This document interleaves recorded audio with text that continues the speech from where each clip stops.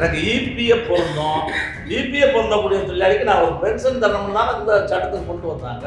அதான் நம்ம செட்டில்மெண்ட்டில் என்ன இருக்குது, 1/9/98க்கு பிறகு வேலைக்கு சேரக்கூடிய தொழிலாளிகளுக்கு இந்த பென்ஷன் கட்டாயம் இருக்குது. நியூ பென்ஷன் ஸ்கீம்னு சொல்கிறாங்கல்ல, நியூ பென்ஷன் ஸ்கீம் தமிழ்நாட்டிலே இல்லை.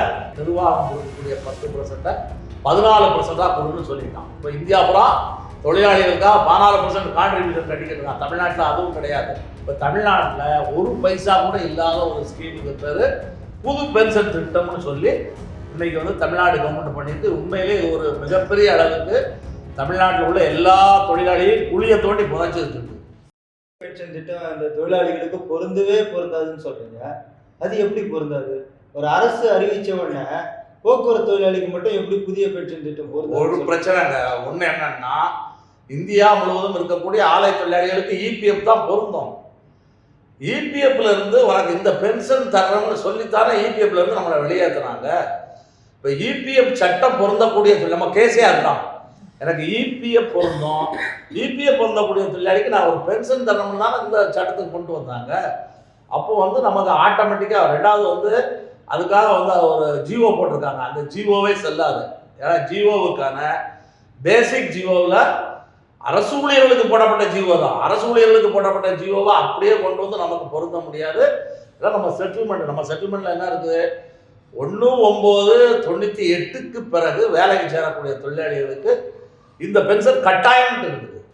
அப்படி செட்டில்மெண்ட்டில் ஒரு வார்த்தை இருக்கும் பொழுது, செட்டில்மெண்ட்டில் ஒரு செட்டில்மெண்ட்டோ ஒரு சட்டத்துக்கோ மீறி அரசாங்கம் பாலிசி டிசிஷன்லாம் எடுக்க முடியாது. சுப்ரீம் கோர்ட்லாம் சொல்லியிருக்குது. இப்போ நான் புது பாலிசி டிசிஷன் எடுத்துட்டோம், புது பென்ஷன் அப்படின்னா நமக்கு அது பொருந்தாது அப்படிங்கிறதான் நம்ம திருப்பி சொல்லிக்கிட்டு இருக்கோம். அதனால் புது பென்ஷன் நமக்கு பொருந்தவே பொருந்தாது. அது கோர்ட்டில் வழக்கில் இருக்குது. ஆனால் பொருந்தாத இந்த பென்ஷனை கிட்டத்தட்ட 20 வருஷமாக அப்பாயின்மெண்ட் ஆன தொழிலாளிக்கு இது பண்ணிக்கிட்டு இருக்காங்க. நமக்கு ஆரம்பத்தில் இதில் என்ன பிரச்சனை வந்துச்சுன்னா, 2003 இந்த ஸ்கீம் விடும்போது 2008 வரைக்கும் அப்பாயின்மெண்ட்டே இல்லை. ஒரு தொழிலாளி 2008க்கு பிறகு தான் இந்த ஸ்கீமுக்கு இந்த தொழிலாளிகளே வந்தாங்க. அதனால் இது ஒரு 10-12 வருடங்களாக தான் நமக்கு ஒரு பிரச்சனையாக மாறி இருக்குது. அதனால் புது பென்ஷன் நமக்கு பொருந்தாது. அது ஒன்று. ரெண்டாவது விஷயம் இந்த புது பென்ஷன் நியூ பென்ஷன் ஸ்கீம்னு சொல்கிறாங்கல்ல, நியூ பென்ஷன் ஸ்கீம் தமிழ்நாட்டிலே இல்லை.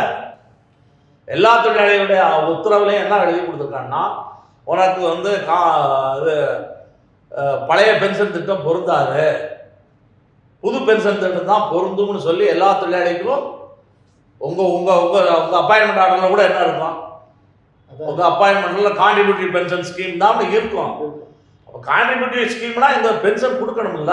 அதாவது மத்திய அரசாங்கம் அந்த என்பிஎஸ் நியூ பென்ஷன் ஸ்கீமை அறிவித்த உடனே எந்த மாநில அரசுனாலும் அதில் போய் சேர்ந்துக்கலாம், எந்த மாநில அரசுனாலும் சேர்ந்துக்கலாம். அப்படின்னா அதை இந்தியா பூரா இருக்கக்கூடிய இந்த பழைய புது பென்ஷன் ஸ்கீமில் 90 லட்சம் பேர் இருக்காங்க. எல்லா மாநில அரசு ஊழியர்களும் இருக்கிறாங்க, மத்திய அரசு ஊழியர்களும் இருக்கிறாங்க. எல்லாம் சேர்ந்தா அந்த நியூ பென்ஷன் ஸ்கீம். இந்த ஸ்கீமில் போய் சேரணும் அப்படின்னா இப்போ இந்தியா பூரா வசூல் பண்ணுற, இந்தியா பூரா தொழிலாளிகள்கிட்ட பிடித்தம் செய்யக்கூடிய பணத்தை மெயின்டைன் பண்ணுறதுக்கு நம்ம ட்ரஸ்ட் இருக்குதுல்ல, அது மாதிரி பிஎஃப்ஆர்டின்னு வச்சுருக்கான், பென்ஷன் ஃபண்ட் ரெகுலரிட்டி அண்ட் டெவலப்மெண்ட் அத்தாரிட்டின்னு. அவன் தான் இந்த ஃபண்டை பூரா வச்சு மெயின்டைன் பண்ணுறான். அவன் தான் பென்ஷன் கொடுக்க போகிறான். அப்போது நான் இவ்வளோ தொழிலாளிகளை அனுப்புகிறேன், எங்கள் தொழிலாளிகள்கிட்ட ரெக்கவரி பண்ண பணம் இவ்வளோ கொடுக்குறேன், நீ எங்களுக்கு பூரா பென்ஷன் கொடுன்னு சொல்லி தமிழ்நாடு கவர்மெண்ட் பிஎஃப்ஆர்டியோட போய் ஒரு அக்ரிமெண்ட் போடணும். 20 வருஷமாக அந்த அக்ரிமெண்ட் போடலை. பிஎஃப்ஆர்டியோட இவங்க எதுவுமே போகலை. அதாவது 2003-4 அறிவிச்சிச்சு. அதுக்கப்புறம் அந்த அம்மா பார்லிமெண்ட் எலெக்ஷனில் தோத்தாங்க. தோத்ததுனால அந்த அம்மா அமுல்படுத்துறதுக்கு பயந்து போச்சு. கலைஞர் என்ன சொன்னார், 2006 நான் வந்தால் ஜெயலலிதாவுடைய உத்தரவு புறம் ரத்து பண்ணணும்னு சொல்லி 2006 2011 வரைக்கும் எந்த முடிவும் எடுக்கலை. 2011 ஜெயலலிதா நான் பழைய பென்ஷன் திட்டத்தை கொண்டு வருவோம்னு தேர்தல் வாக்குறுதி கொடுத்து 2021 வரைக்கும் அதிமுக ஆட்சியில் அவங்களே எதுவும் சொல்ல. இவர் மறுபடியும் ஆட்சிக்கு வந்தால் நாங்கள் பழைய பென்ஷன் திட்டம்னு நம்ம முதலமைச்சர் சொன்னார். 3 வருஷமாக எதுவும் சொல்லலை. கிட்டத்தட்ட 20 வருஷமாகவும் திமுகவும் அதிமுகவும் மாறி புது பென்ஷன் ஸ்கீமுக்கும் போகலை. பழைய பென்ஷனை அமுல்படுத்தல. தமிழ்நாட்டில் இருக்கக்கூடிய அரசு ஊழியர்கள், ஆசிரியர்கள், மின்சார வாரிய ஊழியர், இபி, போக்குவரத்து யாருக்குமே வந்து எந்த பென்ஷனும் இல்லை. அப்போ இந்தியா பூரா இப்போ புது பென்ஷன் திட்டத்தில் பென்ஷன் வாங்கிக்கிட்டு இருக்கிறாங்க. இந்த காலத்தில், இந்த 20 ஆண்டு காலத்தில் இந்த புது பென்ஷனுக்கு எதிராக பல போராட்டங்கள் நடந்து பல மாற்றங்கள் வந்துருச்சு. மாற்றங்கள் என்னன்னா, இப்போ 10% உங்கள்கிட்ட பிடிக்கிறாங்க, 10% நிர்வாகம் பண்ணுறாங்கல்ல. இது நிறையா பிரச்சனைகள் ஆன உடனே நிர்வாகம் கொடுக்கக்கூடிய 10% 14% கொடுன்னு சொல்லிட்டான். இப்போ இந்தியா பூரா தொழிலாளிகளுக்காக 14% கான்ட்ரிபியூஷன் கட்டிக்கிட்டு இருக்கான். தமிழ்நாட்டில் அதுவும் கிடையாது. கிட்டத்தட்ட ஒவ்வொரு தொழிலாளிகிட்டையும் மாதம் வந்து 2000 ரூபா 3000 ரூபா ஏமாத்துறான். ரெண்டாவது வந்து இந்த தொழிலாளிகளுக்கு வந்து இந்த புது பென்ஷன் திட்டத்தில் சேர்ற பணத்தில் ஒரு 25% வந்து மக கல்யாணம், உடம்பு சரியில்லை, இல்லாட்டி வீடு கட்டணும்னா லோன் வாங்கிக்கலாம்னு கொண்டு வந்துட்டான். இப்போ இந்த தொழிலாளிகளுக்கு லோனு கிடையாது. நீ வாங்கின பணத்தை திருப்பியும் வாங்க முடியாது. மேனேஜ்மெண்ட் போடக்கூடிய கான்ட்ரிபியூஷனே குறையா போடுறான். பென்ஷன் ஸ்கீம்லேயும் போய் சேரலை. இப்போ தமிழ்நாட்டில் ஒரு பைசா கூட இல்லாத ஒரு ஸ்கீமுக்கு பேர் புது பென்ஷன் திட்டம்னு சொல்லி இன்னைக்கு வந்து தமிழ்நாடு கவர்மெண்ட் பண்ணிட்டு உண்மையிலே ஒரு மிகப்பெரிய அளவுக்கு தமிழ்நாட்டில் உள்ள எல்லா தொழிலாளியும் குழியை தோண்டி புதைச்சிருக்கு.